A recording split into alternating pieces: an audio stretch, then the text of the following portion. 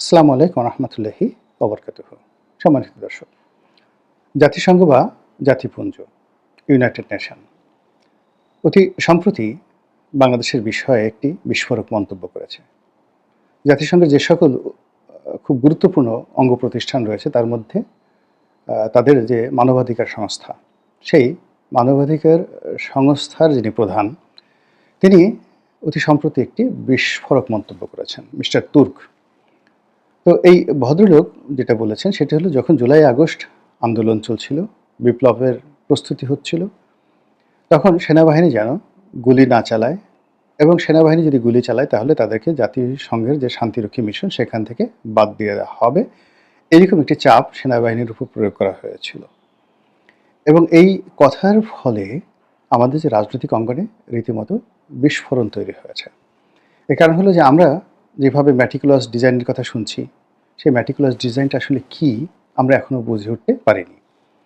আমরা যে যার মতো করে বর্ণনা করছি যে এই ম্যাটিকুলাস ডিজাইনের পিছনে অর্থ ছিল, এর সঙ্গে আমেরিকার এফবিআইয়ের কর্মকাণ্ড ছিল, জো বাইডেনের ডিপ স্টেট পলিসি ছিল, এমনকি ভারতের কাউন্টার টেররিজমের যে অংশটি আমেরিকার সঙ্গে এবং মোসাদের সঙ্গে একত্রে কাজ করে, তাদের একটি ইনভলভমেন্ট এখানে ছিল। আমরা এখানে যে সকল গোলাগুলি ব্যবহৃত হয়েছে, অনেকে নিহত হয়েছে, এখানে যে বোরের অস্ত্র ব্যবহার করা হয়েছে এবং যে মানের গুলি ব্যবহার করা হয়েছে, এটি বাংলাদেশের সাধারণত পুলিশের কাছে এটি নেই। তাহলে এই গুলি আসলো কোত্থেকে? এই কথা বলে ব্রিগেডিয়ার সাখাওয়াত সাহেবের চাকরি চলে গেছে, এবং এটিকে আমরা ম্যাটিকুলাস প্ল্যানের মধ্যে রেখেছিলাম। দ্বিতীয়ত, আমরা এই সময়টিতে যারা এই বিপ্লব করেছে ছাত্র জনতা, এক পক্ষ মনে করেছিলাম যে এরা আকাশের আবাবিল পাখি, এরা তাদের জীবনকে ঝুঁকির মধ্যে ফেলে কোনোরকম স্বার্থ ছাড়া দেশপ্রেমে উদ্বুদ্ধ হয়ে তারা এই জাতিকে শেখ হাসিনার কবল থেকে রক্ষা করার জন্য এগিয়ে এসেছে। কিন্তু তাদের পিছনে কোনো শক্তি থাকতে পারে, কোনো কুটচাল থাকতে পারে, তারা কারো দ্বারা ইউজড হতে পারে, তাদেরকে কেউ শিখিয়ে দিতে পারে, এই কথা আমরা কিন্তু এখন পর্যন্ত ভাবিনি। তৃতীয়ত, সেনাবাহিনীর কর্মকাণ্ড নিয়ে আমরা ভীষণ রকম উদ্বেলিত ছিলাম। আমরা মনে করেছিলাম যে জনগণের প্রতি ভালোবাসার কারণে, স্নেহের কারণে, দেশের গণতান্ত্রিক বোধ এবং বুদ্ধির যে চর্চা, সেটাকে সমুন্নত রাখতে এবং একটি স্বৈরাচারী সরকারকে বিদায় রাখার জন্য সেনাবাহিনী ঐতিহাসিক ভূমিকা পালন করেছে।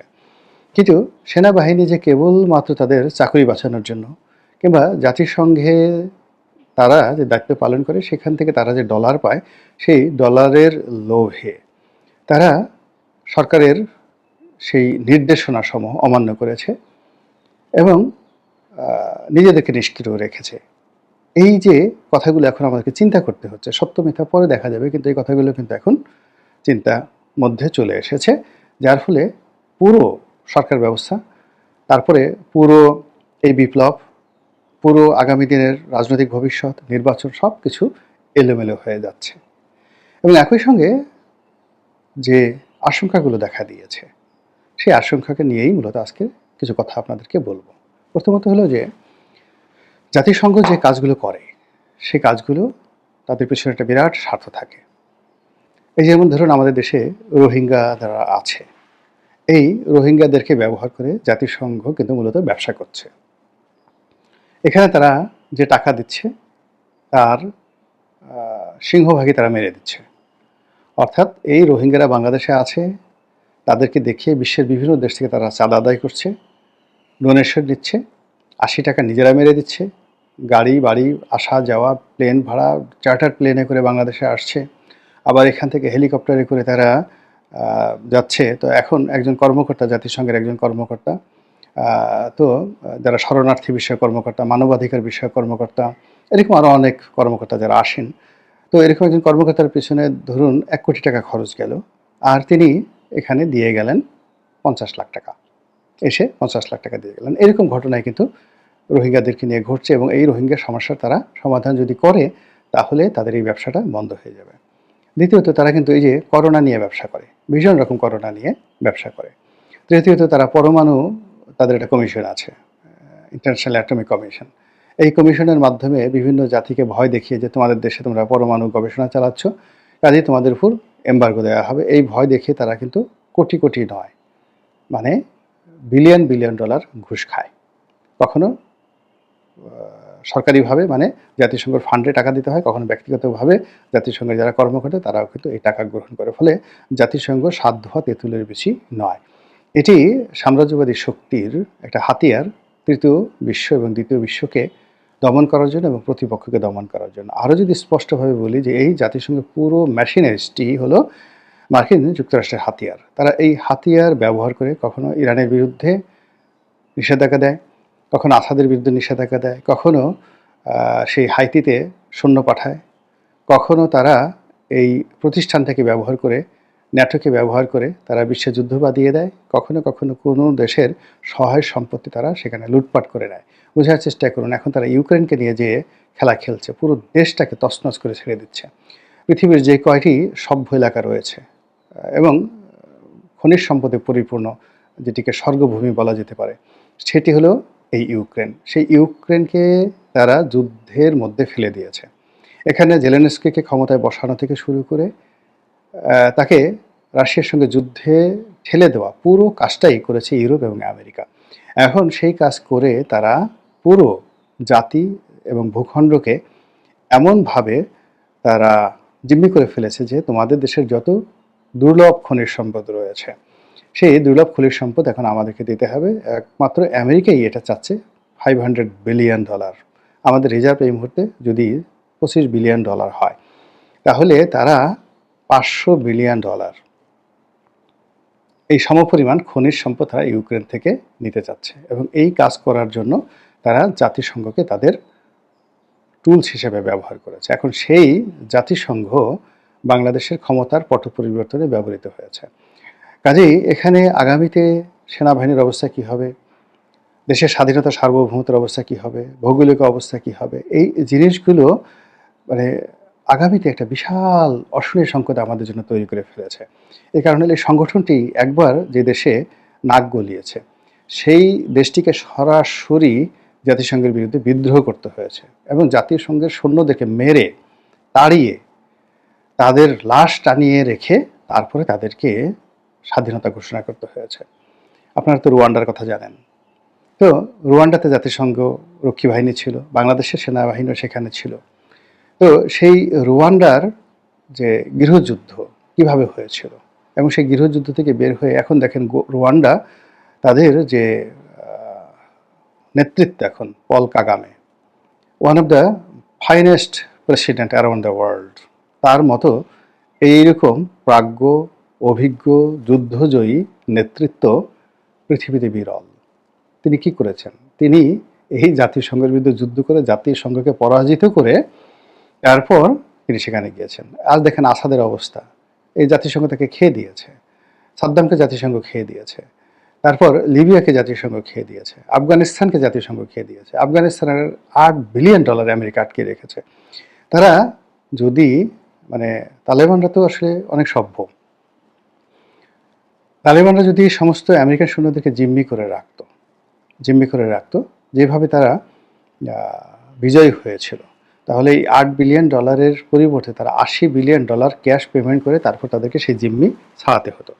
কিন্তু তারা আমেরিকাকে বিশ্বাস করে সেই চুক্তি অনুযায়ী পুরো নিরাপদে আমেরিকান সৈন্যদেরকে তারা আফগানিস্তান ত্যাগ করার সুযোগ করে দিয়েছে। কিন্তু বিনিময়ে কী হলো, যেই মুহূর্তে তাদের শেষ সৈন্যটা চলে গেছে অমনি তারা চোখ উল্টিয়ে ফেলেছে এবং এখন আফগানিস্তানের কেবলমাত্র বৈদেশিক মুদ্রার অভাবে যে মানবেতর অবস্থা যাচ্ছে, সেই মানবেতর অবস্থাকে তারা আরও মানবেতর করার জন্য পাকিস্তানকে লেলিয়ে দিয়েছে আফগানিস্তানের বিরুদ্ধে, কিন্তু ওই $8 বিলিয়ন দিচ্ছে না।